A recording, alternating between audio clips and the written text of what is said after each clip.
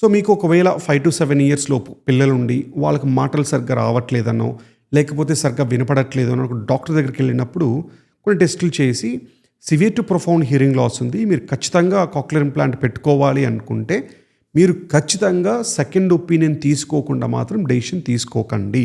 So ఎందుకు ఏంటి అని వివరాల్లోకెళ్తే, ఒక 4 వారాల ముందు 4 సంవత్సరాల బాబుకి బైలేటరల్ అట్రేషియా అనే కండిషన్‌తో వచ్చారు. అంటే మనకి చెవులు ఎలాగైతే క్లియర్‌గా కనపడుతుంటుందో, అలాంటి చిన్న పిల్లలకి కంప్లీట్‌గా ఫార్మ్ అయ్యి ఉండదు. సో ఇలా కనపడదు, ఈ రంధ్రం కూడా ఉండదు. సో ఈ పిల్లాడు వాళ్ళ పేరెంట్స్ సరిగ్గా వినపడట్లేదని, మాట రావట్లేదు 4 సంవత్సరాలని వెళ్తే, సో బేసిక్‌లీ ఏం చేశారంటే చిన్న టెస్ట్‌లేవో చేశారు. సో యూజువల్‌గా చిన్న పిల్లలకి బెరా అనే టెస్టులు చేస్తూ ఉంటారు. అసహజంగా చెవి ద్వారా సౌండ్ పంపించి హియరింగ్ టెస్ట్ అని చేస్తుంటారు. ఇక్కడ పిల్లవాడికి చెవు ఓపెన్ లేదు కాబట్టి రెగ్యులర్ బెరా అనేది చేయలేకపోయారు. అండ్ ఇది చాలా వరకు పెద్ద పెద్ద హాస్పిటల్స్ అండ్ క్లినిక్స్లో కూడా యాక్చువల్గా ఈ టెస్ట్ అనేది ఉండదు, ఎక్స్పెన్సివ్ కాబట్టి. సో దానికి కొన్ని నార్మల్ సాదాసీదాగా కొన్ని బిహేవియరల్ అబ్జర్వేషన్, ఆడియోమెట్రీ అని చేసి severe to profound hearing loss ఉండే ఛాన్స్ ఉంటుందండి, కాక్లియర్ ఇంప్లాంట్కి వెళ్దాము అన్నారు. బట్ వేరే ఎవరు ఎందుకన్నా మంచిది ఇంకొకసారి వేరే చోట చెక్ చేయించుకోండి అంటే తను మన అమెరికన్ స్పీచ్ హియరింగ్ వెర్టిగో ఇన్స్టిట్యూట్కి రావడం జరిగింది.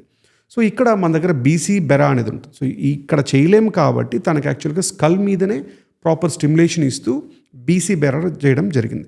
సో ఈ బెరాలో మనకేం తెలిసింది అంటే తనకు యాక్చువల్గా ప్రొఫౌండ్ హియరింగ్ లాస్ కాదు. ఇన్ఫ్యాక్ట్ మనకు ఒక మోడరేట్ టు మోడరేట్లీ సివియర్, అంటే దాదాపు 45 నుండి 55% వరకే తనకి ఇబ్బంది ఉంది. సో ఇక్కడతో మనం డెసిషన్ తీసుకోలేమండి. చిన్నపిల్లలు కాబట్టి చాలా జాగ్రత్తగా డెసిషన్ తీసుకోవాల్సి వస్తుంది. సో అడిషనల్ అడ్వాన్స్ టెస్ట్ ఇంకొకటి ఉంది, అది కూడా బీసీలో. సో BCASSR అని టెస్ట్ చేయడం జరిగింది. సో దీంట్లో ఏంటంటే శబ్దాలు స్పెసిఫిక్గా ఎక్కడెక్కడ ఎంతెంత వినబడుతుంది అనేది చాలా అడ్వాన్స్ టెస్ట్, ఇది తెలుసుకోగలుగుతుంది. ఈ టెస్ట్లో మనకు తెలుసుకుంది ఏంటి అంటే తనకు యాక్చువల్గా కొన్ని శబ్దాలు బ్రహ్మాండంగా ఆల్మోస్ట్ నార్మల్ పర్సన్స్కి ఎలా వినబడుతుందో తనకు అలా వినబడుతుంది. కొన్ని శబ్దాలు మాత్రమే తగ్గింది అనమాట, అది కూడా హై ఫ్రీక్వెన్సీస్ అంటూ ఉంటాం.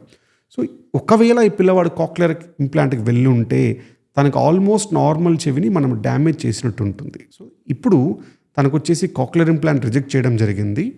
తనకి ఆప్షన్ వచ్చేసి సాఫ్ట్ బ్యాండ్ బాహా అంటాం. యూజువల్గా ఏంటంటే మనకి స్కల్ మీద ఉంటుంది, అది చిన్న డివైస్ లాగా, అది వైబ్రేట్ చేస్తూ మన చెవిని స్టిమ్యులేట్ చేస్తూ ఉంటుంది. సో చాలా చిన్న పిల్లవాడు కాబట్టి సాఫ్ట్ బ్యాండ్ బాహాతో మనం వెళ్ళడం జరిగింది ఇప్పుడు. సో ఇలా మీకు కూడా ఎవరైనా తెలిసిన వాళ్ళు కానీ మీ పిల్లలే కానీ severe to profound hearing loss ఉంది, ఖచ్చితంగా మీరు కాక్లియర్ ఇంప్లాంట్కి వెళ్ళాలి అంటే పిల్లల భవిష్యత్తు చాలా చాలా ఇంపార్టెంట్. సో రిస్క్ తీసుకోవద్దు, ఖచ్చితంగా మంచి హాస్పిటల్స్లో లేదు మంచి ఇన్స్టిట్యూట్స్లో మీరు ఖచ్చితంగా సెకండ్ ఒపీనియన్ తీసుకున్న తర్వాతనే మీరు కాక్లియర్ ఇంప్లాంట్ డెసిషన్ తీసుకోవాల్సి వస్తుంది. ఓకే, సో ఇంకా ఏమైనా డౌట్స్ ఉంటే కింద కమెంట్స్లో చెప్పండి, ఆన్సర్ చేయడానికి ట్రై చేస్తాము. మళ్ళీ ఒక ఇంట్రెస్టింగ్ వీడియోతో మళ్ళీ కలుద్దాం.